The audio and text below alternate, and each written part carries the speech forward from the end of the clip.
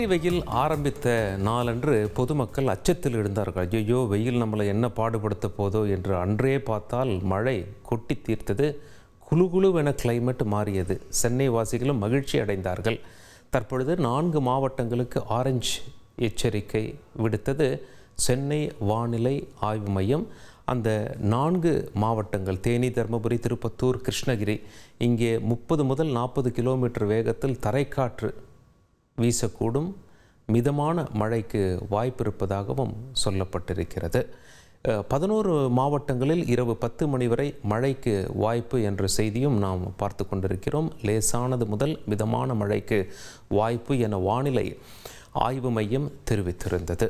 உங்கள் தந்தி ஒன் தொலைக்காட்சியில் அண்ணாமலை தினமும் மதியம் 12 மணிக்கு காண தவறாதீர்கள்.